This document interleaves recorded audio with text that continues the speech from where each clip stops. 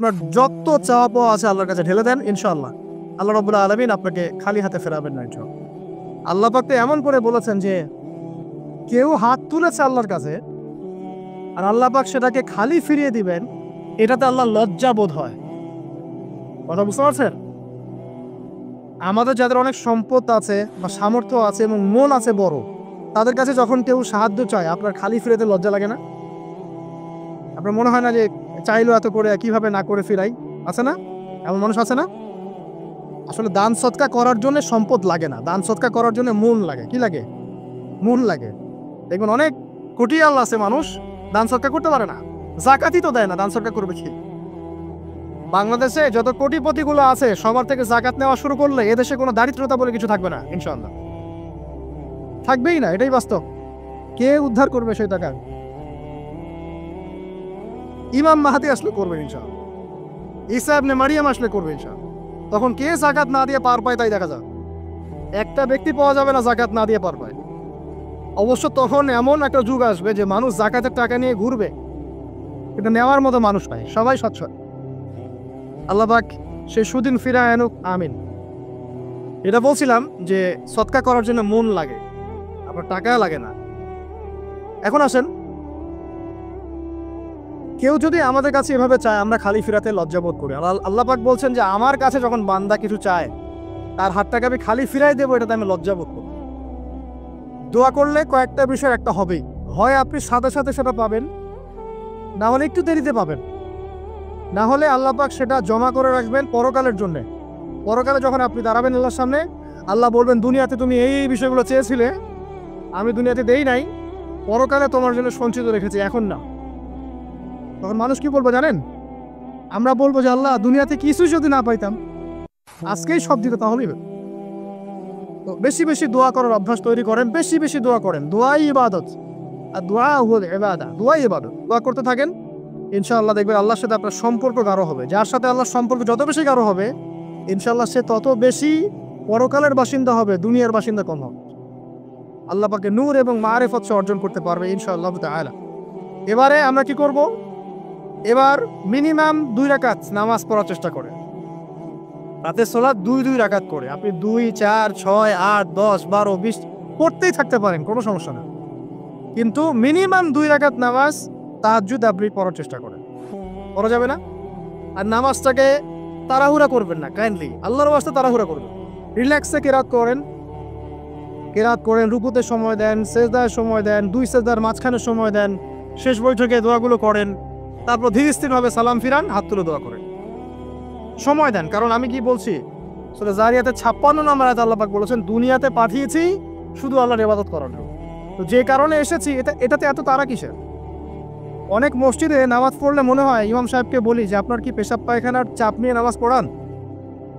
এমন অনেক মসজিদে নামাজ পড়েছি, মনে হয় ইমাম সাহেবকে ডেকে একটু কানে কানে বলি যে ভাই আপনার কি পেশাব পায়খানার চাপ আছে?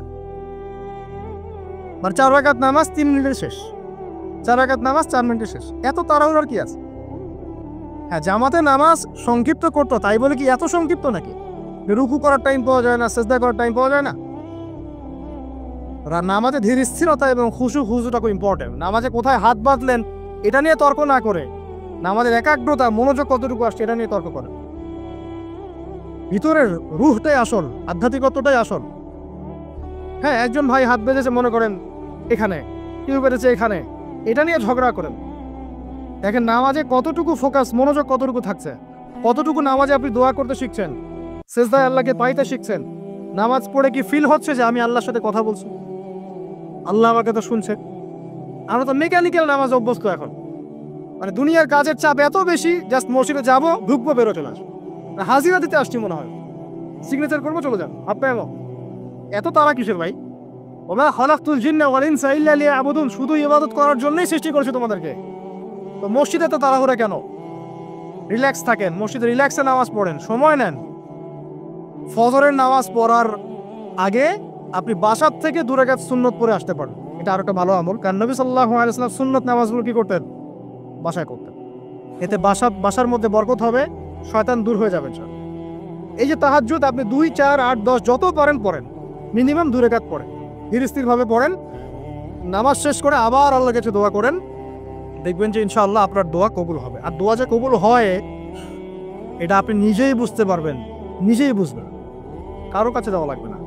এবার ফজরের সালাতের সময় হয়ে গেল, আজান হচ্ছে, আজানের জবাব দিব, দিয়ে ব্যাস হেঁটে হেঁটে মসজিদ, প্রত্যেক পদক্ষেপ হেঁটে যাব আর দোয়া করব। কি দোয়া করব? যে আল্লাহ আমাকে নূর দান করো। কি দান করো? আল্লাহুম্মা ইজআল ফি কলবি নূরা ওয়া ফি লিসানি নূরা ওয়া ফি সাম'i নূরা ওয়া ফি বাসারি নূরা ওয়া আন ইয়ামিনি নূরান ওয়া আন শিমালি নূরান ওয়া মিন ফাওকি নূরা ওয়া মিন তাহতি নূরা আল্লাহুম্মা ইজআল ফি নাফসি নূরা। মানে এর অর্থ হচ্ছে আল্লাহ আপনি আবার ডানে বামে সামনে পিছনে শরীরে আত্মায় দেহে সবখানে আল্লাহ আপনার নূর দান করুন। নূর কেন? কারণ দুনিয়ার মধ্যে অনেক অন্ধকার, অন্ধকার না? সব জাহিলিয়াতে অন্ধকার। এখানে পথ চলতে হলে নূর লাগবে, আলো লাগবে। এটা কে দিবে? আল্লাহ দিবে। কবর বড় অন্ধকার, ওখানে থাকতে হলে ভালোভাবে কি লাগবে? আলো লাগবে। হাসরের মাঠ অন্ধকার, ওখানে ভালোভাবে থাকতে হলে কি লাগবে? আলো লাগবে। এই জন্য নামাজে যাওয়ার সময় অন্ধকার সময় এই দোয়াগুলো পড়তে হয়। আর তার আগে একটা কথা বলতে ভুলে গেছি, বাসা থেকে যে বের হচ্ছেন তখন কি পড়বেন? কি পড়বেন? বিসমিল্লাহি তাওয়াক্কালতু আলাল্লাহ ওয়ালা হাওলা ওয়ালা কুওয়াতা ইল্লা বিল্লাহ। এটা করে বের হলে শয়তান দূরে চলে যাবে, ফেরেশতা আপনার কাছে চলে আসবে। এবার নামাজে আসলাম, জামাতের সাথে নামাজ পড়বেন, ফজরের নামাজ, এবং ফজরের সালাতের কেরাতটা লম্বা করার চেষ্টা করব। এটা সুন্নাত, ফজরের সালাতের কেরাত লম্বা করা সুন্নাত। এবং নামাজ শেষ হওয়ার সাথে সাথেই উঠে চলে যাবেন না। নামাজ শেষ, এবার আপনি ওখানে বসে থাকবেন, বসে বসে জিকির আজগারগুলো করবেন। কি কি জিকির পড়বেন আমি কয়েকটা আপনাদেরকে শিখিয়ে দিচ্ছি, বাকিগুলো আপনারা কিতাব থেকে শিখে নেবেন। সালাম ফেরানো শেষ, প্রথমে একবার আল্লাহু আকবার, তারপর 3 বার আস্তাগফিরুল্লাহ আস্তাগফিরুল্লাহ আস্তাগফিরুল্লাহ। এরপরে পড়বেন আল্লাহুম্মা আনতাস সালাম ওয়া মিনকাস সালাম তাবারাকতা ইয়া যাল জালালি ওয়াল ইকরাম পড়বেন। তারপরে আল্লাহুম্মা আইন্নি আলা যিকরিক ওয়া শুকরিকা ওয়া হুসনি ইবাদাতিক। এরপরে পড়তে পারেন আয়াতুল কুরসি, যেটা একটু আগে বলেছি, তাসবিহাত সুবহানাল্লাহ আলহামদুলিল্লাহ আল্লাহু আকবার 33 33 33, পরে কালিমা শাহাদা, অথবা 10 10 10ও পড়ার দলিল আছে। এরপরে পড়বেন সুবহানাল্লাহি ওয়া বিহামদিহি আদাদা খালকিহি ওয়া রিদা নাফসিহি ওয়া জিনাতা আরশিহি ওয়া মিদাদা কালিমাতিহি 3 বার, এটা 3 বার। তারপর 3 কুল 3 বার পড়ে, সূরা ইখলাস 3 বার, ফালাক 3 বার, নাস 3 বার, সূরা হাশরের 60 আয়াত একবার। এরপরে পড়বেন সাইয়্যিদুল ইস্তিগফার, মানে সমস্ত ইস্তিগফারের শ্রেষ্ঠ ইস্তিগফার। এটা কোনটা? কোনটা? আল্লাহুম্মা আনতা রাব্বি লা ইলাহা ইল্লা আনতা খালাকতানি আনা আবদুক ওয়া আনা আলা আহদিক ওয়া ওয়া'দিক মাসতাতা'তু আউযু বিকা মিন শাররি মা সানা'তু আবুউ লাকা বিনি'মাতিকা আলাইয়া ওয়া আবুউ বিযামবি ফাগফির লি ফাইন্নাহু লা ইয়াগফিরু যুনুবা ইল্লা আনতা। এটা যে পড়বে সকালে পড়ে যদি রাতের মধ্যে মারা যায় জান্নাত ইনশাআল্লাহ, আবার সন্ধ্যায় পড়ে যদি সকালের আগে মারা যায় জান্নাত ইনশাআল্লাহ। এত বড় অস্ত্র, এত বড় একটা সুযোগ। এরপরে পড়বেন আমার পছন্দের কয়েকটা, আউযু বিকালিমাতিল্লাহি তাম্মাতি মিন শাররি মা খালাক 3 বার। এটা যদি আপনি পড়েন আপনি দৃশ্য অদৃশ্যের ক্ষতি থেকে বেঁচে থাকবেন ইনশাআল্লাহ। দুষ্ট জিন শয়তান আপনার কোনো ক্ষতি করতে পারবে না ইনশাআল্লাহ। আরেকটা খুবই শক্তিশালী দোয়া আছে, সেটা হলো বিসমিল্লাহিল্লাযী লা ইয়াদুররু মা ইসমিহি শাইউন ফিল আরদ ওয়ালা ফিস সামা ওয়া হুয়াস সামিউল আলিম 3 বার করে। এইটা যে পড়বে, এই যে জিন বলেন, ভূত বলেন, এই যে পেতনি বলেন, যেগুলো আমরা ভয় পাই, ঠিক আছে, চোখ লাগা বলেন, বদনজর বলেন, যা যা আছে, হিংসুকের হিংসা, কোনো কিছুই আপনার কোনো ক্ষতি করবে না। এবং ইনশাআল্লাহ আপনি হঠাৎ মৃত্যুবরণ থেকে বেঁচে থাকবেন ইনশাআল্লাহ, হঠাৎ মৃত্যুবরণ। এটা কিন্তু সবার জন্য নিয়ামত না, এটা সবার জন্য নিয়ামত না। তারপর আসেন, এরপর পড়বেন 10 বার লা ইলাহা ইল্লাল্লাহু ওয়াহদাহু লা শারীকা লাহু লাহুল মুলক ওয়া লাহুল হামদ ওয়া হুয়া আলা কুল্লি শাইইন কাদির। এটা 10 বার পড়লেও হবে। আর যদি 100 বার পড়তে পারেন তাহলে আপনার চেয়ে বেশি নেকি কেউই অর্জন করতে পারবে না। যদি 100 বার এই দোয়াটা কেউ পড়ে সারা দিনে, লা ইলাহা ইল্লাল্লাহু ওয়াহদাহু লা শারীকা লাহু লাহুল মুলক ওয়া লাহুল হামদ ওয়া হুয়া আলা কুল্লি শাইইন কাদির, ওই দিন শয়তান তার কাছে আসবে না। 100 গুনাহ আমলনামা থেকে কেটে দেওয়া হবে, 100 নেকি লিখে দেওয়া হবে, এবং আল্লাহর কাছে দিন শেষে একটা তালিকা পেশ করা হয়, আজকের দিনে কে কি আমল করেছে, এই তালিকায় তার নাম দেখবেন সবার আগে আছে। ওই ব্যক্তির নামও থাকতে পারে যে 100 বারের চেয়ে বেশি পড়েছে, তখন তার নাম আগে চলে যাবে, এর নামটা পরে চলে আসবে। কথা বুঝতে পারছেন? মিনিমাম 100 বার পড়তে পারলে খুব ভালো হয়। যদি না পারেন কমপক্ষে কয়বার? 10 বার। আসেন এরপরে পড়বেন 10 বার দরুদ শরীফ, আল্লাহুম্মা সাল্লি আলা মুহাম্মাদ ওয়া আলা আলি মুহাম্মাদ, যেটা আছে দরুদ ইব্রাহিম, এটা পড়তে পারেন, অথবা ছোট করে পড়তে পারেন আল্লাহুম্মা সাল্লি ওয়া সাল্লিম আলা নবিনা মুহাম্মদ, এটা পড়লেও হবে, অথবা আল্লাহুম্মা সাল্লি আলা মুহাম্মাদ ওয়া সাল্লিম, এতটুকু পড়লেও ইনশাআল্লাহ হক আদায় হয়ে যাবে। 10 বার যে ব্যক্তি দরুদ পড়ে সকালে সন্ধ্যায়, নবী সাল্লাল্লাহু আলাইহি ওয়াসাল্লাম তার জন্য পরকালে সুপারিশ করবেন ইনশাআল্লাহ। যদি আমরা নবীজির সুপারিশ পেতে চাই, দরুদের কোনো বিকল্প নাই, বেশি বেশি দরুদ পড়তে থাকেন, তার সুন্নাহ অনুসরণ করেন, বেশি বেশি দরুদ পড়তে থাকেন, মিনিমাম সকালে 10 বার, সন্ধ্যায় 10 বার, ইনশাআল্লাহ আল্লাহর নবী সুপারিশ করবেন ইনশাআল্লাহ তাআলা। আরেকটা আছে রাদিতু বিল্লাহি রাব্বান ওয়া বিল ইসলামি দীনান ওয়া বি মুহাম্মাদিন সাল্লাল্লাহু আলাইহি ওয়াসাল্লাম নবিয়্যা, এর একটা বড় ফজিলত আছে। কি ফজিলত? যে ব্যক্তি এই দোয়াটা সকাল সন্ধ্যা 3 বার করে পড়ে, কিয়ামতের মাঠে আল্লাহ পাকের উপর হক হয়ে যাবে, ওয়াজিব হয়ে যাবে, আল্লাহ ওই ব্যক্তিকে সন্তুষ্ট করে দিবেন ইনশাআল্লাহ। সন্তুষ্ট করে দিবেন মানে কি? ইনশাআল্লাহ সে জান্নাতে যাবে।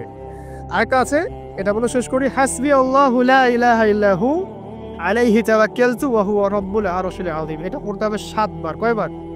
7 বার। তাহলে কি হবে? আপনার দুনিয়া আখিরাতের যে চাওয়া পাওয়াগুলো আছে, এর জন্য আল্লাহ পাকই আপনার জন্য যথেষ্ট হয়ে যাবে ইনশাআল্লাহ, কাউকে লাগবে না। এগুলা ফরজ নামাজ, মানে ফজরের নামাজ জামাতে পড়ার পরে বসে বসে এইগুলো করতে থাকবেন। যদি দোয়া আগে করা হয়, নামাজে মোনাজাত যেটা হচ্ছে আমাদের সমাজে, এটা যদি আগে করে ফেলা হয়, তাহলে দোয়ার পরে বসে থাকবেন, বসে বসে এগুলো করতে থাকবেন। যদি পড়েন, ইশরাকের নামাজটা পড়ে মসজিদ থেকে বের হতে পারেন। ইশরাকের নামাজ মানে ফজরের সূর্য উঠে যাওয়ার পরে 2 রাকাত নফল পড়ে যে ব্যক্তি যাবে বাসায়, মানে প্রথমে ফজরের নামাজ জামাতে পড়েছে, জিকির আজকার করেছে, ইশরাকের সময় হয়েছে, নামাজ পড়ে বের হলো, এই ব্যক্তির আমল নামায় একটা কবুল হজের নেকি দেওয়া হবে, একটা কবুল উমরার নেকি দেওয়া হবে। এগুলো খুবই সহজে আমল করা যায়। এরপরে আপনি বাসায় ফিরে গিয়ে বা মসজিদেই কোরআন তেলাওয়াত করবেন। আমরা কোরআন তেলাওয়াত করব। কোরআন তেলাওয়াত করবেন 1 পারা, 1 পারা পারেন না অর্ধেক পারা, অর্ধেক পারা পারেন না 5 পৃষ্ঠা, 5 পৃষ্ঠা পারেন না কমপক্ষে 1 পৃষ্ঠা পারবেন না, 1 পৃষ্ঠা করে হলেও প্রতিদিন কোরআন তেলাওয়াত করতে হবে। পারবেন না ইনশাআল্লাহ? প্রত্যেক হরফে 10 নেকি পাবেন। কোরআন আপনার পক্ষে সুপারিশ করবে ইনশাআল্লাহ, এবং এই কোরআন আপনাকে ছায়া দিবে, সূরা বাকারা, আলী ইমরানের মতো ছায়া দিবে কিয়ামতের মাঠে। এবং এটা নবী সাল্লাল্লাহু আলাইহি ওয়াসাল্লাম যেটা বলেছেন, আল কোরআন হুজ্জাতুল লাকা ওয়া আলাইক, এটা তোমার পক্ষে সাক্ষী দিবে অথবা বিপক্ষে সাক্ষী দিবে। তো কোরআন তেলাওয়াত করবেন। এরপরে আমরা কি করি? আমরা হয়তো যে যার মতো চলে যাই, কেউ স্কুলে চলে যান, নাস্তা করেন। আচ্ছা, নাস্তার আগে একটা কথা বলি, সকালে নাস্তা করবেন এমনভাবে যে, এখনকার ডক্টররাও বলেন এই কথাটা, সকালবেলা একটু বেশি খেতে হয়, সকালবেলা একটু বেশি হেভি ফুড নিতে হয়, দুপুরে তার চেয়ে একটু কম, রাতে আরও কম। আর আমাদের তো উল্টা, কিন্তু সকালে অল্প একটু, দুপুরে একদম বিশাল, রাতের বেলা আরও বিশাল, নাকি? তো নিয়মটা হচ্ছে এই যে সকালে খেতে হয় বেশি, সারাদিন আপনাকে কাজ করতে হবে, সকালে আপনাকে বেশি হাইজেনিক ভালো ফুড খেতে হবে, দুপুরে তার চেয়ে একটু কম, আর রাতে তার চেয়ে কম। এভাবে খেতে পারলে প্রফিটিক খাওয়া হবে ইনশাল্লাহ। আর খাবার আমাদের সুন্নাহ মতো খাওয়ার দরকার নেই, নবী সাল্লাল্লাহু আলাইহি ওয়াসাল্লামের সুন্নাহ মতো খায়। আমাদের সুন্নাহটা কেমন? আমরা 7 পেট খাই। কয় পেট? 7 পেট। যদি পেটের মধ্যে কিছু জায়গা ফাঁকা থাকে, সেটাও কিছু মিষ্টি দিয়ে ধুবায় সাবার করে ভর্তি করতে হবে। এটা চ্যালেঞ্জ, পেটটা ভর্তি করতে হবে। আর নবী সাল্লাল্লাহু আলাইহি ওয়াসাল্লাম খেতেন এভাবে যে পেটটাকে 3 ভাগ করতেন, 1 ভাগ খাবার খেতেন, 1 ভাগ তিনি পানীয় পান করতেন, আর 1 ভাগটা ফাঁকা রাখতেন। আপনি এভাবে খাওয়া শুরু করেন, দেখবেন আপনি ফিজিক্যালি ফিট ফিল করছেন এবং আপনি ক্লান্ত হচ্ছেন কম, অলসতা কম আসছে কাজে, আপনি এনথুজিয়াজম পাবেন ইনশাআল্লাহ। তো খাবারের ব্যাপারটা সতর্ক থাকে। আর এই যুগে খাবারের মধ্যে প্রচুর ভেজাল আছে, চেষ্টা করতে হবে ম্যানুফ্যাকচার্ড খাবারগুলো বাদ দিয়ে হোমমেড যে ফুডগুলো আছে, হোমমেড ফুড মানে বাসায় যেগুলো আমরা তৈরি করি, ফ্রেশ হাইজেনিক ফুডগুলো খাওয়ার চেষ্টা করতে হবে। স্পেশালি বাচ্চাদের ব্যাপারে সতর্ক থাকতে হবে। বাচ্চাদেরকে, তরুণদেরকে এমন কোনো খাবার খাওয়া যাবে না যে খাবারটা খেলে আপনি অসুস্থ হয়ে যান, আপনার স্ট্যামিনা কমে যায়, আপনি ফিজিক্যালি দুর্বল হয়ে পড়েন। এটা খুব খেয়াল রাখবেন। খাবার, এই যে আপনারা যে গ্রাম অঞ্চলে থাকেন, আপনারা সৌভাগ্যবান একদিক থেকে যে আপনারা ফ্রেশ খাবার উৎপন্ন করে খেতে পারেন। শেষ জামানায় খাবারের মধ্যে খুব ভেজাল আসবে, এটা বিভিন্ন হাদিস দিয়ে মেলানো যায়, আমি ওইদিকে যাচ্ছি না। কনক্লুশন বললাম, শেষ জামানায় খাবারে প্রচুর ভেজাল আসবে। তো এই ভেজালগুলো থেকে দূরে থাকতে হলে আমাদেরকে হাইজেনিক ফুডের দিকে ফোকাস করতে হবে এবং প্রোডাক্ট খাবার উৎপন্ন করে খেতে পারলে খুব বেশি ভালো হয়, না পারলে রুট লেভেল থেকে খাবার নিয়ে আসতে হবে। আর অ্যাটলিস্ট ম্যানুফ্যাকচার যে খাবারগুলো বাজারে ঘোরাফেরা করে এগুলো অ্যাভয়েড করতে হবে। দেখতে অনেক মুখরোচক লাগতে পারে, স্বাদ অনেক মজা হতে পারে, কিন্তু এগুলো শরীরের জন্য অনেক ক্ষতিকর। এতে করে আমাদের যুব সমাজ আস্তে আস্তে কিন্তু দুর্বল হয়ে যাচ্ছে। এখনকার যুব সমাজকে দেখে তাকায় দেখেন, আমাদের বাপ-দাদাদেরকে তাকায় দেখেন, যারা এখানে বয়স্ক মুরব্বী আছে দেখেন, একজন মুরব্বীর সাথে এখনকার যুবকের কুস্তি লাগান, পাঞ্জা লাগান, বা ওই যে একটা রিংয়ের মধ্যে ঢুকে বক্সিং ম্যাচ দেন একটা, দেখেন কে পারে। আমি নিশ্চিত ওই চাচাই পারবে। আমরা নিজেরাই তো এর প্রমাণ। আমাদের বাপ দাদাদের বয়সী যারা আছেন তারা এখনো দিব্যি মাঠে কাজ করে, দেখবে 4 ঘন্টা 5 ঘন্টা 8 ঘন্টা রিক্সা চালাচ্ছে, ভ্যান চালাচ্ছে, কৃষি কাজ করছে, কত পরিশ্রম করছে। আর আমাদের যুব সমাজে তাকায় দেখেন না, আপনি একটু চেহারাগুলো দেখেন না, চেহারাগুলো তাকায় দেখেন, চাপাগুলো বসে গেছে গাঁজা খেতে খেতে, হিরোইন খেতে খেতে দেখবেন চাপাগুলো বসে গেছে একদম, চোখগুলো ঢুকে গেছে একদম মাদক খেতে খেতে। হ্যাঁ, হস্তমোচন করতে করতে শরীর রোগা, চলতে পারে না। কথা শুনতে খারাপ লাগছে এগুলা? বাস্তব, এগুলোই বাস্তব এখন। হ্যাঁ, ঘুম নাই, সারা রাত জাগ না, ওই যে ফজরের পর ঘুমায়, আর রাতে ওই যে বিকাল 4টায় ওঠে, দেখবেন শরীরটার দিকে তাকায় দেখে, চলতে পারে, এনার্জি নাই। একটা ক্রিকেট ম্যাচে লাগাই দেন, ও দেখবেন 2-4 ওভার ব্যাটিং করে শেষ। কোন কাজ করতে পারবে? ওই মাঠের বাইরে থেকে বলতে পারবে যে আর এই খেলতে পারে না, ও অমুক খেলতে পারে না, তমুক খেলতে পারে না। ওকে লাগাই দেন না, ব্যাটটা ধরে ধরায় লাগাই দেন, দেখবেন ও কয়টা পিটাতে পারবে। জিম করে না, ফিজিক্যালি এক্সারসাইজগুলো করে না, স্কিল নাই। আগেকার মানুষ অনেক স্কিল ছিল, তারা ঘরের কাজ পারতো, সাঁতার পারতো, তারা মার্শাল আর্ট পারতো, কৃষিকাজ পারতো, অন্যান্য বিভিন্ন সেক্টরে তারা কিন্তু মানে মাল্টি প্রতিভার অধিকারী ছিল। স্কিল কম, দেখবেন একদিকে ফোকাস করা। এগুলো কিভাবে হলো আসলে? এগুলো তো একদিনে হয়নি। সারাদিন দেখবেন ফোনে, আর ওই মেয়ের পিছনে, আর কফি শপে, অথবা মিউজিকের কোনো ইনস্ট্রুমেন্ট নিয়ে বসে আছে, অথবা এর মাঝে যদি কেউ মন্দের ভালো থেকে থাকে সে দেখবে টিকটক করছে। এইগুলাই এখনকার পুরুষদের মধ্যে, এই ইয়াং জেনারেশনের মধ্যে ওই শৌর্য বীর্য গায়েরত্বে পাওয়া যায় না। দেখবেন গায়েরত একটা ব্যাপার আছে, গায়েরত শৌর্য বীর্য এটা নাই। এর অন্যতম একটা কারণ এটাও, এখানে খাদ্যাভ্যাসেরও একটা ব্যাপার আছে, ফিজিক্যালি তারা ফিট না। তো আল্লাহ পাক এই বিষয়গুলো আমাদের বোঝার তৌফিক দান করুন। সবকিছু রিলেটেড। আপনাকে যদি একজন প্রোডাক্টিভ মুসলিম হতে হয়, শারীরিকভাবে আপনাকে ফিট থাকতে হবে, মেন্টালি ফিট থাকতে হবে, আপনাকে মানসিকভাবে শক্ত থাকতে হবে, চ্যালেঞ্জ নেওয়ার ক্ষমতা থাকতে হবে, অহেতুক সময় নষ্ট করা যাবে না। যে কাজ ফাহেসা, দুনিয়াবি কাজ, পরকালের কোনো স্বার্থ নাই, ওখানে সময় নষ্ট করা যাবে না। ঠান্ডা মাথায় প্ল্যান করতে হবে যে আমি আমার জীবনে কি করতে চাই, কার পরে আমি কি করব, কার পরে কি করব, আমার প্ল্যান থাকতে হবে। রেজাল্ট খারাপ হয়েছে, হতাশ হয়ে আত্মহত্যা করবেন কি? কি এমন হয়েছে আপনার জীবন? একটা মেয়ে ছেড়ে চলে গেছে, এর জন্য বিশ্বাবেন কেন? কি হয়েছে? একটা মেয়ে তো ছেড়ে চলে গেছে। মেয়ের অভাব নাকি?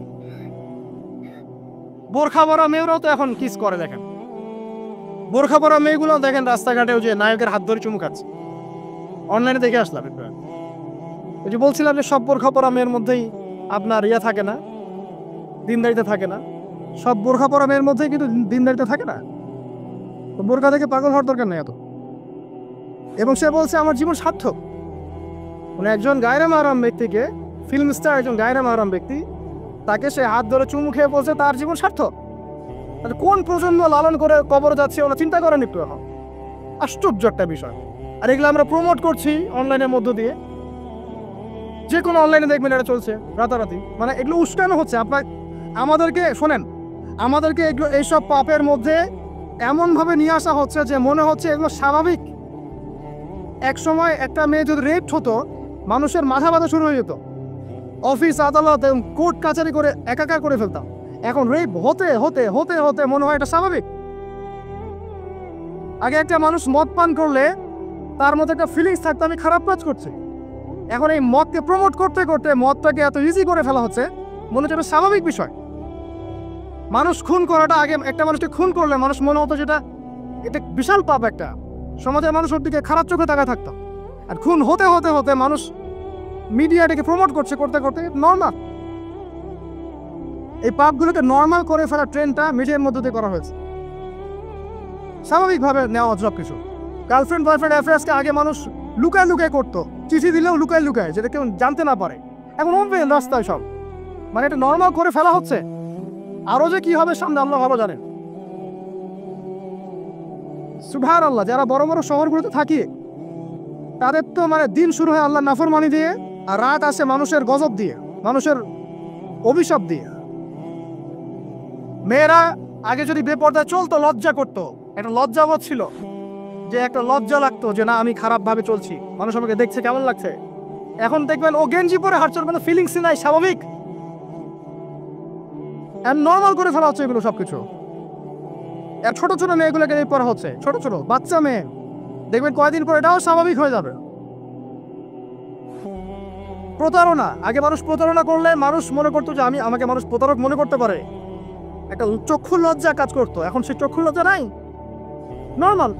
ঘুষ নেওয়াটাকে মানুষ মনে করতো আগে যে কেউ জানতে পারলে হয়তো সমস্যা, মানে নর্মাল, এখন নিতেই পারে, ঘুষ ছাড়া হবে না তোমার জব।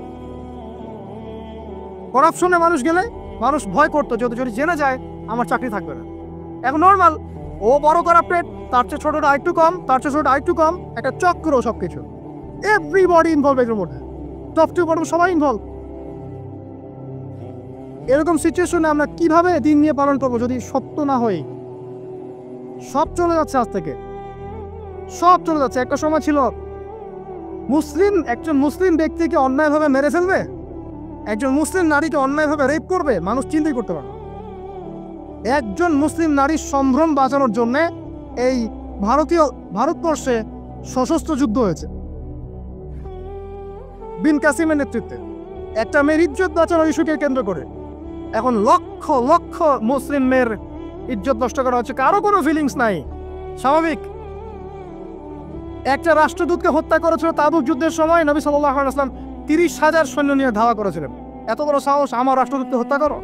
এখন সারা বিশ্বে লক্ষ লক্ষ মুসলিম হত্যা করা হচ্ছে, কারো কোনো ফিলিংস নাই।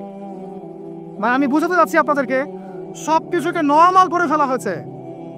কয়দিন পর দেখবেন ছেলে নর্মালি বিয়ে করে ফেলবে। দেখেন এখন একটু চক্ষু লজ্জায় কাজ করে যে আমি সমকামী, মানুষ কি মনে করবে? আস্তে আস্তে দেখবেন এমন সময় আসবে ও মনে করবে যে নর্মাল। সবকিছুকে এই মিডিয়ার মধ্যে দিয়ে নর্মাল করা হচ্ছে। এসব মিডিয়াগুলো ইউজ করা থেকেও দূরে থাকা উচিত। আল্লাহ পাক আমাদেরকে হেফাজত করুন। আমি আসুন, ফজরের সালাতের কথা বলছিলাম, আমি অনেক দূরে চলে গেছি। জাস্ট পড়েন, ফজরের নামাজ পড়েন, সময়টা কাজে লাগা। আমি বলছি সময়গুলোকে কাজে লাগা। ফজরের পর খাওয়া দাওয়া করবেন, রাসূলের সুন্নাহ মতো খান, ইবাদত হবে ইনশাআল্লাহ। এরপরে আপনি কিছুটা সময় এক্সারসাইজ করেন, খেলেন, মাঠে গিয়ে খেলেন, কোনো সমস্যা নাই। ওই টিকটক চালানোর চাইতে, পর্ন দেখার চাইতে মাঠে গিয়ে খেলেন।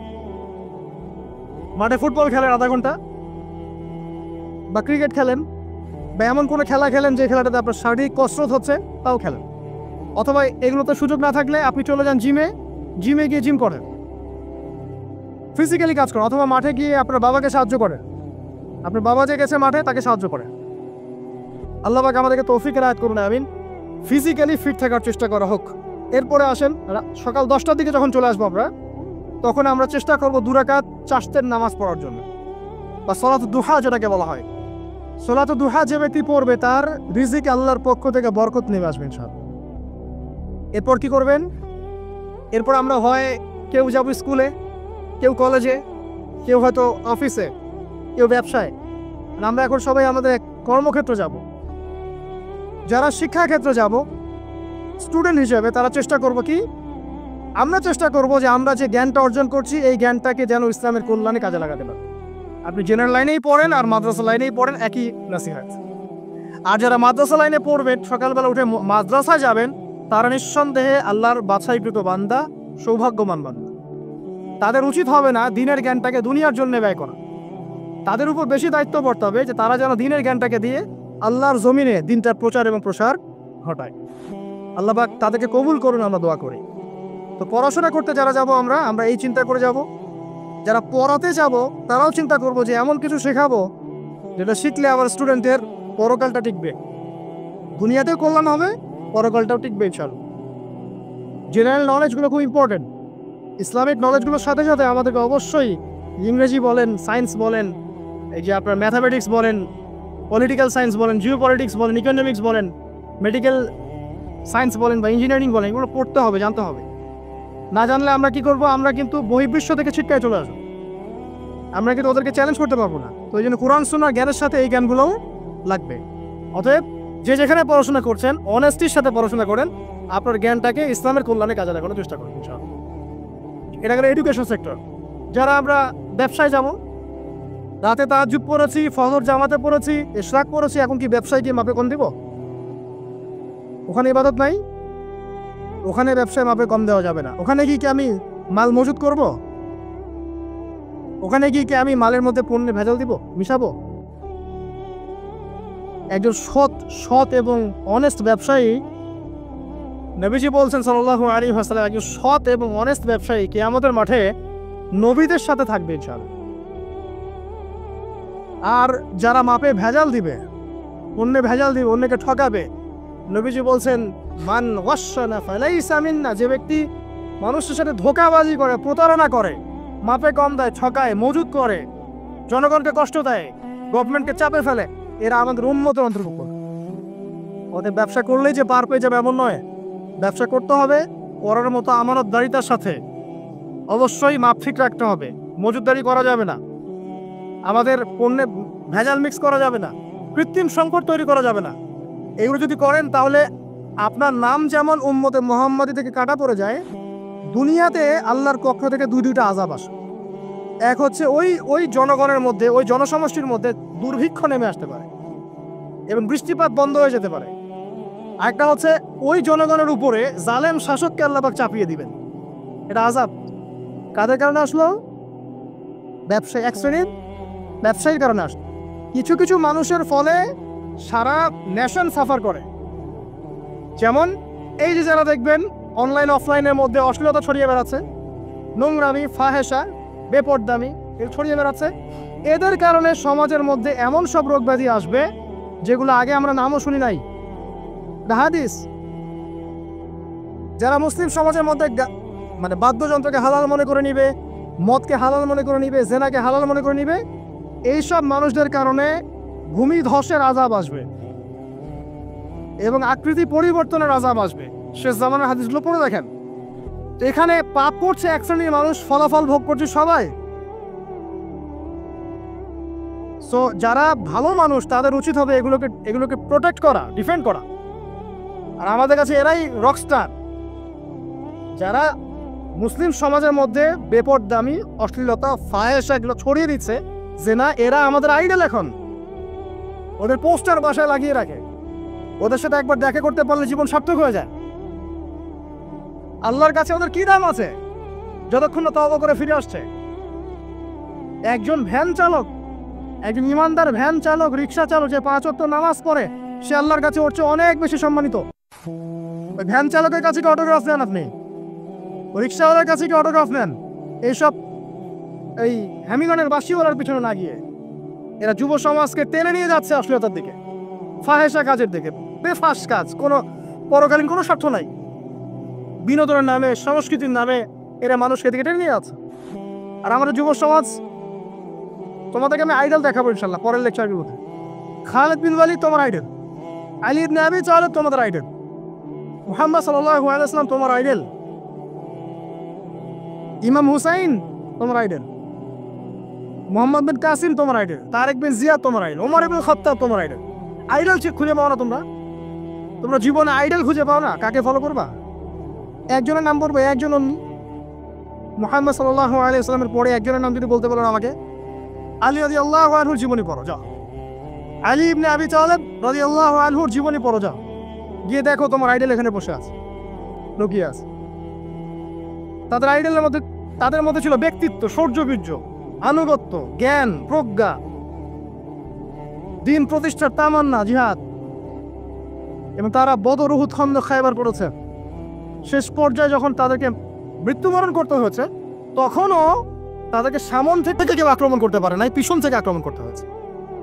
বীরদেরকে কেউ সামন থেকে মারতে পারে না, পিছন থেকে মারতে পারে। আইডল খুঁজে পাও না তোমরা? মেসি তোমার আইডল, নেইমার তোমার আইডল, বলিউড হলিউডের নায়ক নায়িকা তোমাদের আইডল? সুবহানাল্লাহ, বাংলাদেশের নায়ক নায়িকা তোমাদের আইডল? যারা জীবনে কত পাপ করেছে তারা নিজেরাই জানে, ওদের বিবেকই ভালো করে জানে যে ওরা কত পাপ করেছে। তোমাকে বাইরের চাকচিক্য দেখে মনে হচ্ছে খুব সুন্দর সুশ্রী, ভিতরের কলিজাটা এদের কুৎসিত কালো। আলেম ওলামার কাছে এসে পড়ে থাকো, যারা বড় বড় ওলামায়ে কেরাম তাদের কাছে এসে পড়ে থাকো, তারা তোমাদেরকে পথ দেখাবে ইনশাআল্লাহ। আল্লাহ পাক বোঝার তৌফিক দান করুন। আমি লম্বা করছি না, শেষ করে দিচ্ছি ইনশাআল্লাহ। লেখাপড়া এবং ওয়ার্কের বিষয়গুলো বলছিলাম যে আমরা যারা লেখাপড়া করব, প্রফিটিক লাইফস্টাইল করতে হলে এবং প্রোডাক্টিভ মুসলিম হতে হলে লেখাপড়াটা করতে হবে আল্লাহ সন্তুষ্টির জন্য। চাকরি বাকরি ব্যবসা বাণিজ্য যাই করি, কৃষিকাজ, সব কিছুর উদ্দেশ্য হবে কি? আল্লাহ সন্তুষ্টি অর্জন করে এবং ওই ক্ষেত্রে সৎ থাকা, কাউকে না ঠকানো, মাপে কম না দেয়া, দুর্নীতি না করা, ঘুষ না নেওয়া। তাহলে আপনার জীবনের প্রত্যেকটা কাজই কি হবে? ইবাদত হিসেবে গণ্য হবে ইনশাআল্লাহ তাআলা। শেষ করার আগে আমরা জোহরের ওয়াক্তে চলে আসছি। আপনি আপনার জব সেকশনে কাজ করছেন, নামাজের ওয়াক্ত হলো, নামাজ পড়ে নেবেন। আচ্ছা, নামাজের আগে আপনি 4 রাকাত সুন্নাত পড়বেন, শেষে 2 রাকাত। চেষ্টা করবেন দিনে 12 রাকাত সুন্নাত পড়ার জন্য। ফজরের আগে 2, জোহরের আগে 4, পরে 2, 6 আর 2 8, মাগরিবের পরে 2, এশার পরে 2। এই যে মোট 12 রাকাত সুন্নাত যে ব্যক্তি নিয়মিত পড়বে, জান্নাতে আল্লাহ পাক তার জন্য একটা ঘর নির্মাণ করবেন ইনশাআল্লাহ তাআলা। প্রতিদিন একটা ঘর, প্রতিদিন একটা করে ঘর আপনি পেতে পারেন মাত্র 12 রাকাত নফল বা সুন্নাত আদায় করার মধ্য দিয়ে। জোহরের ওয়াক্তে চলে আসলে আমরা যেখানে থাকি, স্কুলে বা কলেজে, ইউনিভার্সিটিতে বা চাকরি ক্ষেত্রে, নামাজটা পড়ে নেবেন ইনশাআল্লাহ। এরপর আবার কাজে যান, কাজ করেন, লাঞ্চ করেন, খাওয়া দাওয়া করেন, আবার খাওয়ার সুন্নাত ভুলে যায় না। 7 পেট না, 1 পেট খাওয়ার, 1 পেট পানি, 1 পেট ফাঁকা, এবং হাইজেনিক ফুড, ম্যানুফ্যাকচার্ড না। তারপরে যান, রেস্ট করেন, কাইলুলা যেটাকে বলে, 1 থেকে 1.5 ঘন্টা রেস্ট করেন, ঘুমান। তারপরে আপনি বিকেল সময়টা আবার আসরের নামাজ পড়েন, আপনার কর্মক্ষেত্রে কাজগুলো সারেন। সন্ধ্যায় আপনি আবার বাসায় ফিরে আসবেন। সন্ধ্যায় বাসায় ফিরে আসবেন, ফিরে আসার পরে মাগরিবের সালাত পড়লেন জামাতে। পড়ার পরে বিকেল টাইমটা, মাগরিবের আগে বিকেল টাইমটা আপনি ঘুরতে যান, পরিবারকে সময় দেন, বাচ্চাদেরকে সময় দেন, একটু দিনী ভাইদের সাথে বসেন। ওই সময় যদি কোনো হালাকা অ্যারেঞ্জ করা যায়, মসজিদ ভিত্তিক তালিমে বসেন, দুটো হাদিস পড়েন, কোরআন দার্স নেন, বা অনলাইনে কোনো লেকচার শুনেন বা বই পড়েন, কিছু একটা করেন। আর পরিবারকে সময় দেন। পরিবারকে সময় দেওয়ার পর মাগরিবের ওয়াক্ত হয়ে যাওয়ার পরে, মাগরিবের নামাজ শেষ, ফজরের পর আপনি যে আমলগুলো করেছেন মাগরিবের পর সেই আমলগুলো আবার করতে হবে, সেম কাজ। এভাবে করতে করতে দেখবেন 1 ঘন্টা চলে গেল। বাসায় গিয়ে আপনি পরিবারকে সময় দেন, আপনার অফিসের কাজ, হোমওয়ার্ক, স্কুলের কাজ, ইউনিভার্সিটির কাজ, এগুলো শেষ করেন। শেষ করার পরে আপনি রাতের খাবার খেয়ে নেন, খেয়ে নিয়ে আবার চলে আসেন মসজিদে, এশার নামাজ পড়েন, পড়ে বাসায় গিয়ে জাস্ট ঘুম, আর দেখা দেখি নাই। তখন আপনি আবার দেখবেন ফজর ওই 4টা 3টে উঠতে পারবেন, তাহাজ্জুদ পড়তে পারবেন, ফজর পড়তে পারবেন, আবার আপনার দিনটা লম্বা হবে ইনশাআল্লাহ। এভাবে 1 দিন 2 দিন না, সপ্তাহে 7 দিন, মাসে 30 দিন, বছরে 365 দিন যখন এই প্রজন্ম কাটাতে পারবে, আমরা কাটাতে পারবো, তখন আমাদের মুখে মানাবে দ্বীন ইসলাম প্রতিষ্ঠার কথা। তার আগে আমাদের মুখে এসব কথা মানায় না। এখন আমাদের মুখে এসব কথা এখন মানাচ্ছে না, কারণ আমরা তো আমলই করছি না। আমাদের ঈমান আকীদা ঠিক নাই, আমাদের প্রফেটিক লাইফস্টাইলই তো নাই, নবী সাল্লাল্লাহু আলাইহি ওয়াসাল্লামের মতো লাইফস্টাইলই তো নাই আমাদের। তাহলে আমাদের দ্বারা কেমন করে দিনের পতাকা আল্লাহর জমিনে প্রতিষ্ঠিত হবে বলেন তো দেখি? এভাবে যখন একটা উম্মাহ গড়ে উঠবে, খুবই ডিফিকাল্ট, এটা কিন্তু অনেক বড় চ্যালেঞ্জ। আমি এটাই সবচেয়ে বিগ টাস্ক এখন, যে এই আমরা যারা আছি, আমাদের ইয়াং তরুণ প্রজন্ম, আমাদের মা বোন, বাচ্চা কাচ্চা এবং আমাদের বৃদ্ধ, সবাই মিলে যখন এইভাবে মুভ করবে, তখন দেখবেন একটা জাতি সকাল থেকেই সজাগ, সকাল থেকেই জাতি সজাগ। যেমন একটা চমৎকার টাইম করা হয়েছে না, রাত 8টায় সব বন্ধ, খুবই ভালো। কেউ অ্যাপ্রিসিয়েট করুক না করুক, আমি শুরুতেই বলেছি আলহামদুলিল্লাহ, খুব ভালো। অ্যাটলিস্ট এখন 10টায় ঘুমাতে পারবে, তারপরেও দেখবেন 3টার আগে ঘুমোচ্ছে না। কিন্তু আপনি মদিনায় গিয়ে দেখবেন ফজরের পর থেকেই সবকিছু লাইভ, স্কুল, কলেজ, দোকানপাট, অফিস সব ওপেন। কারণ আমাদের উম্মত, এই উম্মতের জন্য ফজরের পরের সময়টাতেই বরকত রাখা হয়েছে। যে সময়টা আমরা পাই না, আমাদের সকাল হয় 11টায়, আমাদের সকাল হয় 10টায়, কর্মক্ষেত্র শুরু হয় 10টায়। এই জন্য সকাল ওই যে 5টা থেকে 10টা, এই বরকতটা আমরা পাই না। এভাবে যদি আমরা নিয়মিত 24 ঘন্টা কাটাতে পারি, ওই যে একটা প্রথমে বলেছি ওমা খালাকুল জিন্না ওয়াল ইনসা ইল্লা লিয়াবুদুন, আমি জিন এবং মানুষকে শুধুমাত্র আমার ইবাদত করার জন্যই সৃষ্টি করেছি। এই আয়াতটার হক আদায় হবে ইনশাআল্লাহ, ব্যক্তি জীবন সুন্দর হবে ইনশাআল্লাহ, আমাদের পরিবারগুলো সুন্দর হবে ইনশাআল্লাহ, আমাদের যুব সমাজ একটা গতি পাবে, হ্যাঁ, এবং তারা প্র্যাকটিক্যাল বাস্তব বিষয়গুলোকে নিয়ে ব্যস্ত থাকবে, অবাস্তব অনেক জিনিসগুলোর পিছনে ছুটবে না। আমাদের সমাজটা সুন্দর হবে ইনশাআল্লাহ।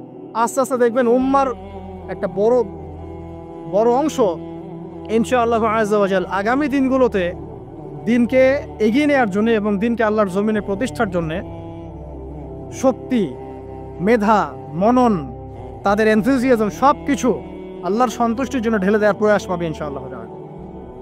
তার আগ পর্যন্ত আসলে এগুলো শুধুমাত্র তাত্ত্বিক কথাবার্তা বলে লাভ নাই, প্র্যাকটিক্যালি যখন আমরা এগুলো করতে পারবো ইনশাআল্লাহ তাআলা, তখন দেখবেন সবার মধ্যে একটা ইমানের চেতনা জাগবে, ইমানের চেতনা জাগবে, আমল করার স্পৃহা বাড়বে, ঐক্য বাড়বে, কমিউনিটি বাড়বে, এবং আমাদের হৃদ্যতা বাড়বে, অ্যাক্টিভিটিস বাড়বে, হায়াতেও বরকত হবে, রিজিকেও বরকত হবে, দুনিয়া আখিরাত ইনশাআল্লাহ ভালো হবে।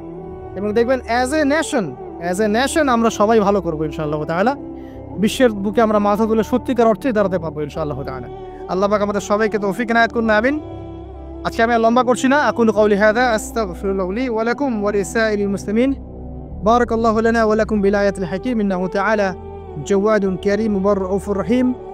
আমরা আজকে যে আলোচনা শুনলাম, আল্লাহ পাক সবার আগে আমাকে আমল করার তৌফিক দান করুন, অতঃপর আপনাদের সবাইকে আমল করার তৌফিক দান করুন, আমিন। যারা এই লেকচার শুনবেন তাদের সবাইকে আল্লাহ রাব্বুল আলামিন 24 ঘন্টার এই প্রফেটিক লাইফস্টাইল এবং প্রোডাক্টিভ মুসলিম হিসেবে নিজেকে প্রতিষ্ঠা করার তৌফিক আল্লাহ পাক সবাইকে এনায়েত করুন, আমিন। আল্লাহ পাক আমাদের তরুণ প্রজন্মকে কবুল করুন, তাদেরকে অশ্লীলতার পথ থেকে, ফাহেসা কাজকর্মের পথ থেকে, বিভ্রান্তের মতো জীবনের উদ্দেশ্যহীন একটা প্রজন্ম হয়ে যাওয়ার পথ থেকে আল্লাহ পাক হেফাজত করে আল্লাহ রাব্বুল আলামিনের তাওহীদ, তার দাসত্ব, তার ইবাদত, তার আনুগত্যের দিকে নিয়ে আসুন, আমিন। মুহাম্মদ সাল্লাল্লাহু আলাইহি ওয়াসাল্লামের যোগ্য উম্মাহ হিসেবে কবুল করুন, আমিন। আমাদের মা বোনদেরকে আল্লাহ পাক খাস পর্দা, সত্যিকার অর্থে পর্দা করার তৌফিক দান করুন, আল্লাহ রাব্বুল আলামিন। আমাদের বাচ্চা কাচ্চা যারা আছে এদেরকে মুসলিমের মতো মুসলিম হিসেবে মানুষ করার তৌফিক দান করুন। আমাদের উম্মার মধ্যে আল্লাহ পাক ঐক্য দান করুন, একে অপরের হিংসা, বিদ্বেষ, গীবত, তহমত, কাদা ছড়াছড়ি যে অপসংস্কৃতি, এখান থেকে আল্লাহ পাক আমাদেরকে হেফাজত করুন, আমিন। রমাজান হবে আমাদের সবচেয়ে সৌভাগ্যের সময় ইনশাআল্লাহ। এখানে আমাদের যত পাপ, এর জন্য আল্লাহর কাছে কান্নাকাটি করতে হবে। এখানে কিছু কথা বলি, আমি যদিও বলেছি আগের লেকচারগুলোতে, রমজানের আগেই রমজানের পরিকল্পনা করে ফেলতে হয়।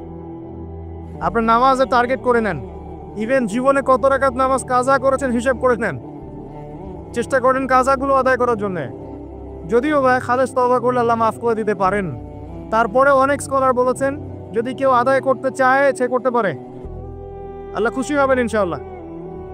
হিসেব করে দেখেন আপনার 10 বছরের নামাজ কাজা আছে, 15 বছর 20 বছরের নামাজ কাজা আছে, কি করবো এগুলো নামাজের? আল্লাহর কাছে মাফ চাবো, ইনশাআল্লাহ আল্লাহ মাফ করে দিবেন, এটা একটা অপশন। যদি না করেন, এই নামাজগুলোর কাফারা কে দিবে?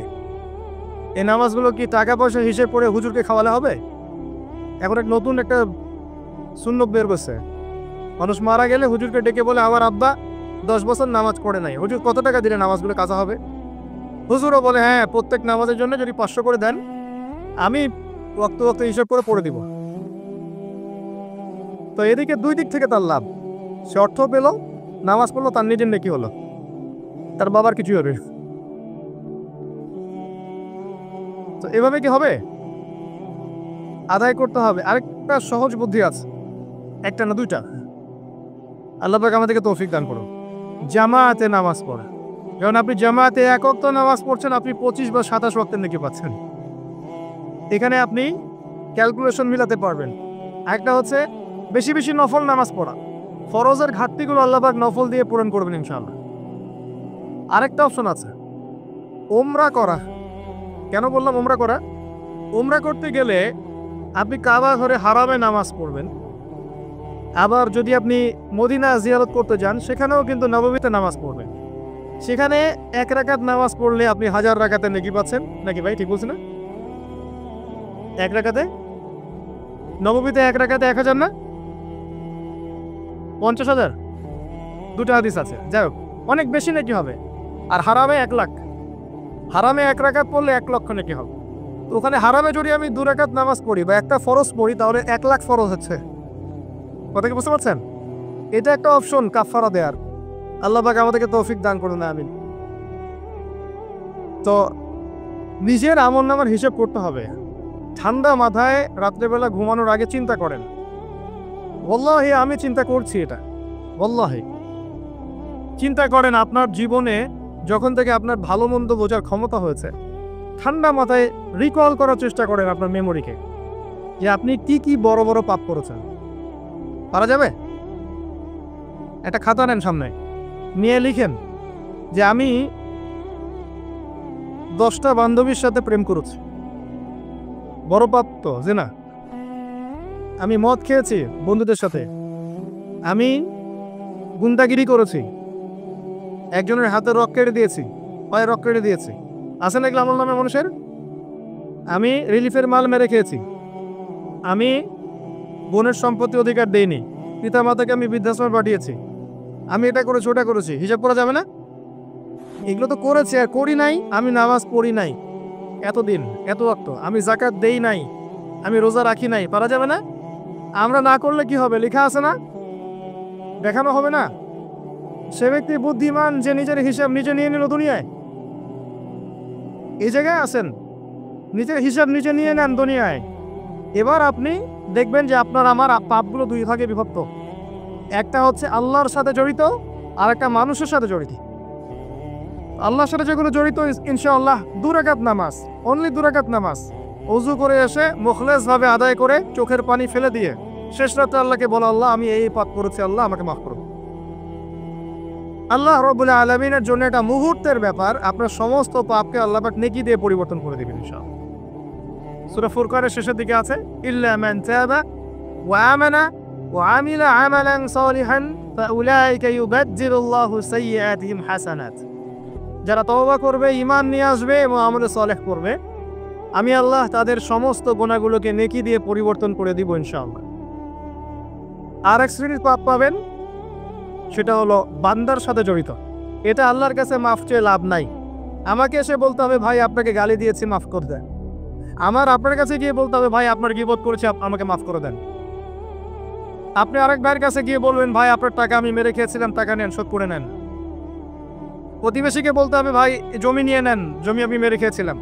জনগণের সামনে এসে বলতে হবে এই যে চালের বস্তা তোমাদের ছিল, আমি মেরে খেয়েছি, নিয়ে নাও। এত সহজ না। না হলে এগুলো কি আমাদের মাঠে জমা থাকবে এবং পুলসিরাতে তারা দাঁড়িয়ে থাকবে। যখন আপনি আমি অনেক নেকি নিয়ে উঠবো, আল্লাহ পাক বলবেন নেকি দিয়ে দাও। কেন দিব? কারণ অমুককে গালি দিয়েছো, অমুকের টাকা নিয়েছো ফেরত দাওনি, অমুকের কাছ থেকে অমুককে অপবাদ দিয়েছো, অমুকের সম্পত্তি মেরে খেয়েছো, অমুকের জমি মেরে খেয়েছো, ইত্যাদি ইত্যাদি। এখন তোমার নেকি দিয়ে ওদেরকে শোধ করো, তোর আমলনামা থেকে নেকি সব চলে যাবে, আর ওর আমলনামা থেকে গুনাহ আপনার আমলনামায় চলে আসবে। বলেন নাউযুবিল্লাহ। আল্লাহ পাক পরকালে আমাদেরকে যেন বান্দার সাথে জড়িত হক নিয়ে না ওঠান, আমিন। একটা দোয়া করতে পারেন, আল্লাহুম্মা কফিনি বিহালালিকা আন হারামিক ওয়া আগনিনি বিফদলিকা আম্মান সিওয়াক। আশা করা যায় আল্লাহ পাক আপনার দুনিয়ার ঋণ দুনিয়া শোধ করে দিবেন ইনশাআল্লাহ। কি দোয়া বললাম? আল্লাহুম্মা কফিনি বিহালালিকা আন হারামিক ওয়া আগনিনি বিফদলিকা আম্মান সিওয়াক। হিসনুল মুসলিম বইটা পড়েন, পাবেন ইনশাআল্লাহ। তো যেটা বলছিলাম প্রিয় ভাইয়েরা, সামনে সিজন আছে, আমল নামে হিসেব করে নেন, রমাদান মাসটাকে কাজে লাগান। নবী সাল্লাল্লাহু আলাইহি ওয়াসাল্লাম বলেছেন সেই ব্যক্তির জন্য ধ্বংস যে রমাজান মাসকে পেল, রমাজানকে পেয়েও তার গুনাহ মাফ করাতে পারলো না। নবীর নাম শুনে আমরা কেউ দূর পড়লাম না। নবী সাল্লাল্লাহু আলাইহি ওয়াসাল্লাম বলেছেন সেই ব্যক্তি ধ্বংস হোক যে রমজান মাসকে পেল, কিন্তু এই রমজান মাসকে পেয়েও তার গুনাহ মাফ করাতে পারলো না। আমরা এতে অন্তর্ভুক্ত হতে চাই না। আল্লাহ পাক হেফাজত করুন। রমজানের আগেই প্রিপারেশন নেন, মানসিকভাবে আমল নামা গুছিয়ে ফেলেন, টার্গেট করেন আপনি কি চাচ্ছেন রমজান মাসে। 30টা সাওম তো আছেই, 5 ওয়াক্ত নামাজ জামাতে পড়ার চেষ্টা করেন, তারাবির সালাতগুলো আদায় করার চেষ্টা করেন। আল্লাহ পাক তৌফিক দান করুন।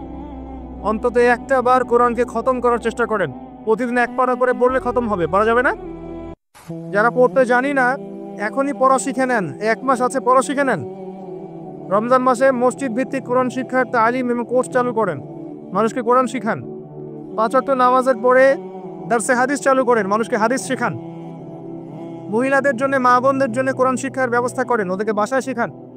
রমজান মাসে বাজারে বেশি যাবেন না, বেশি আড্ডাবাজি করতে বসবেন না, 3-4 জন মিলে এক জায়গায় আড্ডা মারতে বসবেন না, দিনই আলোচনা ছাড়া। বসলেই গীবত হবে, রোজা নষ্ট হয়ে যাবে। মানুষের সাথে কম মিশেন রমজান মাসে। যত বেশি মানুষের সাথে মিশবেন তত বেশি গীবত তোহমত করতে হবে, তত বেশি অন্যের সমালোচনা লিখতে হবেন।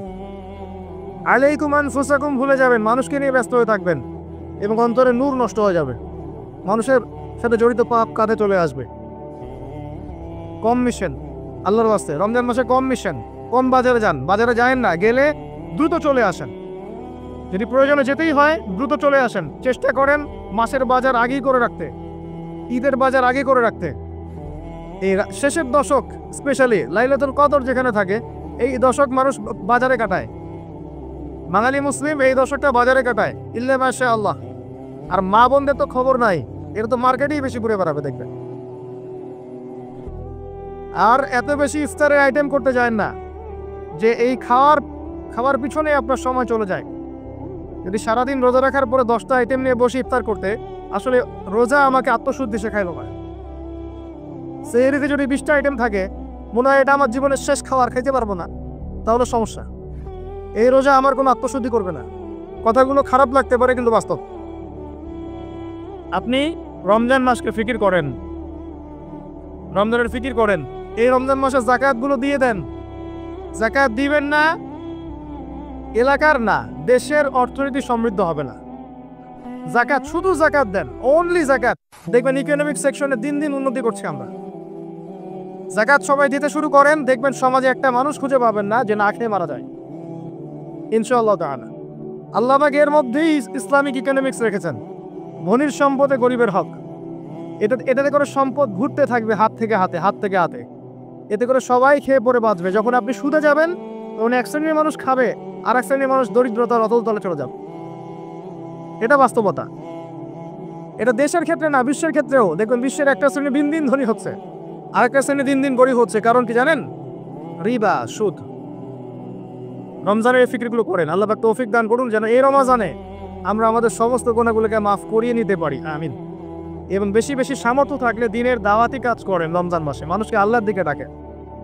আইওয়াশ করতে যায় না, শোডাউন করেন না, ভিতরে ভিতরে দাওয়াতি কাজ করেন দিনের জন্য, ইসলামের জন্য। আল্লাহর জমিন, আল্লাহর দিনটা যেন প্রতিষ্ঠিত হয়। এবং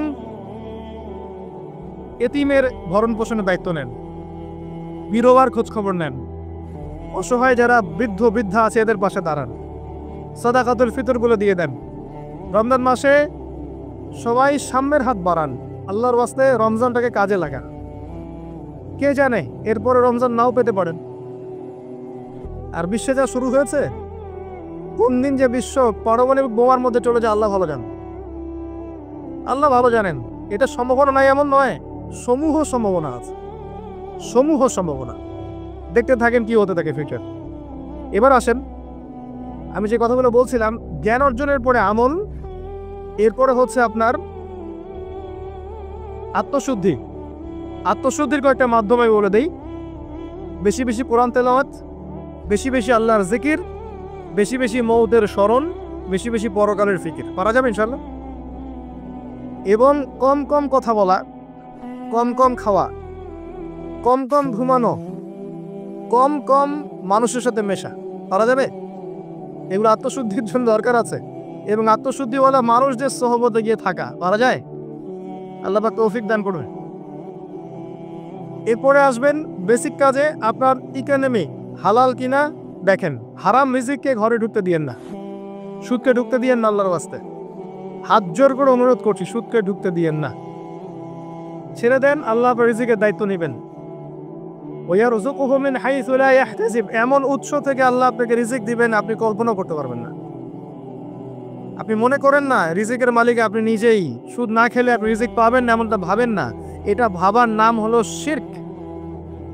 এটা শোনেন, যখন আপনি মনে করছেন যে এটা ছাড়তে আমি পারবো না, যদি আমি ছেড়ে দেই আমার পরিবার চলবে না, আমি চলতে পারবো না, মানে আপনি মনে করছেন রিজিকের মালিক আপনি নিজেই। এটা শিরক। আল্লাহর উপর তাওয়াক্কুল করে ছেড়ে দিতে পারলে দেখবেন আল্লাহ আপনাকে বেহিসাব রিজিক দেবেন ইনশাআল্লাহ। এটা আপনি কল্পনা করতে পারবেন। আমিন হাইসু লা ইয়াহতাসিব, আপনার কল্পনার বাহির থেকে আল্লাহ আপনার রিজিক দিবেন ইনশাআল্লাহ। আপনি কল্পনা করতে পারলে আয়াতটা ঠিক হবে না, আপনার কল্পনার বাহির থেকে রিজিক আসবে ইনশাআল্লাহ। এবং এটা হচ্ছে দিন দিন বহু মানুষ সুদ ছেড়ে দিচ্ছে আলহামদুলিল্লাহ, এবং হালাল ব্যবসা করছে, হালাল কিছু করার চেষ্টা করছে। আল্লাহ পাক ওদেরকে না খাইয়ে রাখেন নাই, বরং সুদখোরদের চেয়ে ভালো রেখেছেন আলহামদুলিল্লাহ। চেষ্টা করেন এরপরে বেসিক পরিবারের আদর্শ ঠিক করার জন্য। পরিবারে কালিমা থাকবে, কি থাকবে? লা ইলাহা ইল্লাল্লাহ তাওহীদ থাকবে, পরিবারে সুন্নত থাকবে, পরিবারে তালিম থাকবে, পরিবারের মধ্যে পর্দা থাকবে, এবং এগুলো বাস্তবায়নের চেষ্টা আমরা করব। যদি এরপরে পরিবারবর্গ না শোনে, আপনি আসহাবুল কাহফ হয়ে যান। কথা বোঝা যায়? যদি বলতে বলতে বুঝাতে বুঝাতে দাওয়াত দিতে দিতে আপনি ক্লান্ত হয়ে যান, কিছুতেই মানুষ আপনার পরিবারবর্গ কথা না শোনে, সেপারেট পরিবার গঠন করে, আলাদা পরিবার গঠন, একা থাকেন, সুসম্পর্ক বজায় রাখেন, যার যার হক তাকে তাকে দিয়ে দেন, কিন্তু আপনি আলাদা পরিবার গঠন করেন, নিজে একা থাকেন। আমরা অনেকে মনে করি যে আলাদা হয়ে যাওয়াটা খারাপ। আত্মীয়তার সম্পর্ক বজায় রেখে আলাদা ইসলামিক পরিবার গড়া সুন্নত। কথা কি বুঝাতে পারছি না? আত্মীয়তার সম্পর্ক বজায় থাকবে, যার যার হক তাকে তাকে আপনি দিবেন, দিয়ে আপনি স্বতন্ত্র আদর্শ ইসলামিক পরিবার গড়বে, এটা সুন্নত। কারণ একটা বড় পরিবার যেখানে আপনি দিন পালন করতে পারছেন না, পর্দা নাই, হালাল রিজিক নাই, আপনার আত্মনির্ভরশীলতা নাই, আপনার মতামতের কোনো মূল্য নাই, ইসলাম আপনি পালন করতে চান, বাধা দেওয়া হয়, আপনি আলাদা হয়ে যান, আলাদা স্বতন্ত্র পরিবার গঠন করেন দিনের জন্য, এবং আদর্শ স্ত্রীকে বিয়ে করেন, আদর্শ সন্তান মানুষ করেন। দেখবেন আগামীতে ইনশাল্লাহ পরিবারটা ভালো ফলাফল বয়ে আনবে ইনশাল্লাহ। কিছু করার নাই, ইসলামের জন্য আমাকে স্বার্থপর হতে হবে। ইসলামের জন্য স্বার্থপরতার সুযোগ আছে। যখন দাওয়াত দিতে দিতে বোঝাতে বোঝাতে মানুষ একবারে ক্লান্ত হয়ে যায়, তখন নূহ আলাইহিস সালাম পর্যন্ত বলেছেন, রব্বি আন্নী মাগলুবুন ফান্তাসির, আল্লাহ আমি পরাজিত হয়ে গেছি, আমাকে সাহায্য করো। আল্লাহ প্লাবন নামিয়ে দিয়ে সবাইকে ধ্বংস করে দিয়েছে। লূত আলাইহিস সালাম শেষমেশ তার স্ত্রীকে ছেড়ে চলে গেলেন। নূহ আলাইহিস সালাম তার সন্তানকে রেখে চলে গেলেন। মুহাম্মদ সাল্লাল্লাহু আলাইহি ওয়াসাল্লাম তার চাচাদেরকে দেখেই চলে গেলেন মদিনায়, হিজরত করলেন। চাচার ইসলাম কবুল করলো না? আবু লাহাব করেছে? করে নাই। ইভেন আবু তালেব, যিনি দীর্ঘদিন নবী সাল্লাল্লাহু আলাইহি ওয়াসাল্লামকে সাপোর্ট দিয়েছেন, সর্বশেষে গিয়ে কালিমা পড়তে বলেছেন নবী সাল্লাল্লাহু আলাইহি ওয়াসাল্লাম, তিনি কালিমা পড়েন নাই, বলেছেন আমি আব্দুল মুত্তালিবের ধর্মের উপরেই থাকলাম। কি হলো তাহলে? ইচ্ছা করে কাউকে হেদায়েত দেওয়া যায়? আল্লাহর পক্ষ থেকে হেদায়েত আসে। আসহাবুল কাহফ সমাজে টিকতে পারলেন না, গুহায় চলে গেলেন। আল্লাহ 309 বছর ঘুম পাড়িয়ে রাখলেন, আবার জীবিত করলেন। তারা কি জান্নাতি নন? ইব্রাহিম আলাইহিস সালাম বাবাকে এত নসিহত করলেন, বাবা বলল বের হ বাসা থেকে, নাহলে মাথা ফাটিয়ে দেবো রজম করে একবার। উনি চলে গেলেন, সাথে একজন তার স্ত্রী সারা আলাইহিস সালাম, তাকে নিয়ে চলে গেলেন প্যালেস্টাইন। প্যালেস্টাইনের নাম শুনেছেন? কোথায়? শেষ জামানার সবচেয়ে ইম্পর্টেন্ট জায়গা প্যালেস্টাইন। মনে রাখবেন, শেষ জামানায় যত কিছু ঘটছে এর কেন্দ্র হচ্ছে ফিলিস্তিন এবং জেরুজালেম। ওই জায়গাটার জন্য এত কিছু, বিশ্বে যা কিছু দেখছেন ওই জায়গার জন্য এত কিছু। কিছু মানুষ চায় ওখান থেকে বিশ্ব শাসন করতে, এবং তারা সেটা করবেও, কিন্তু একটা সাময়িক সময়ের জন্য। তারপরে ইনশাআল্লাহ তাআলা মুসলিমরা ওদের গর্দান উড়িয়ে দিবে ইনশাআল্লাহ, এবং ঈসা আলাইহিস সালাম সেখান থেকে ইসলামী খেলাফা আবারও বাস্তবায়ন করবেন ইনশাআল্লাহ তাআলা। আসেন এই বেসিক কাজগুলো করেন প্রিয় ভাইরা। আর আল্লাহ পাক আমাদেরকে কিছু প্রতিভা দিয়েছেন, কাউকে জান, কাউকে মাল, কাউকে লেখার ক্ষমতা, কাউকে বলার ক্ষমতা। আল্লাহ পাক যাকে যে প্রতিভা দিয়েছেন, এই প্রতিভাটাকে আপনি দিনের কল্যাণে ব্যয় করেন। যদি একটা মসজিদ করতে পারেন করেন, একটা মাদ্রাসা করতে পারেন করেন, একটা শিক্ষা প্রজেক্ট করতে পারেন করেন, একটা ইসলামিক এনজিও করতে চান করেন, এতিমদের দায়িত্ব নেন, কোনো প্রজেক্ট করেন, মানবতার সেবামূলক কোনো কাজ করেন। পলিটিক্সে থেকে ভালো কিছু করতে চান করেন, পলিটিক্সে থেকে যদি ভালো কিছু করতে পারেন সেটাও করেন। মানে আপনি যেখানে আছেন সেখান থেকে দিনের জন্য কিছু করেন, পারবেন না? একজন মানুষ ধরেন একটা এলাকার রাজনৈতিক নেতা, তার পক্ষে কি পসিবল না ইসলামের জন্য কাজ করা, মানুষের ভালো করা? সম্ভব না? পসিবল, এবং অনেক ক্ষেত্রে আমার চেয়ে বেশি পসিবল। একজন আলেম, তার জন্য কি এইসব মঞ্চে বসে দিনের কথা বলা সম্ভব না? মানুষকে দিনের কথা ডাকা সম্ভব না? একজন মসজিদের মুতাওয়াল্লি, তার জন্য কি মসজিদটা আবাদ করা সম্ভব না? একটা মাদ্রাসার প্রতিষ্ঠাতা, তার জন্য কি মাদ্রাসা আবাদ করা সম্ভব না? আমাদের প্রত্যেককে আল্লাহ পাক কিছু না কিছু সুযোগ দিয়েছেন, ওগুলোকে ফাইন্ড আউট করে আল্লাহর ওয়াস্তে যে কয়দিন বেঁচে থাকবো দিনের জন্য কিছু করে কবরে যাই, ইনশাল্লাহ জান্নাত পাওয়া যাবে। এগুলো বাস্তব কথা, প্র্যাকটিক্যাল কথা। আর একটা কথা মনে রাখবেন, আল্লাহ পাক বলেছেন নাসুল্লাহ ফানাসিয়াহুম, যারা আল্লাহকে ভুলে যাবে আল্লাহ ওদেরকে ভুলে যাবেন। যারা আল্লাহকে ভুলে যায় আল্লাহ তাদেরকে ভুলে যান। ইন্নাল্লাহা লা ইউগাইয়িরু মা বিকওমিন হাত্তা ইউগাইয়িরু মা বিআনফুসিহিম। একটা কওম যতক্ষণ তার অবস্থা পরিবর্তনের চেষ্টা করে না, আল্লাহ পাক ওই কওমের অবস্থা পরিবর্তন করেন না।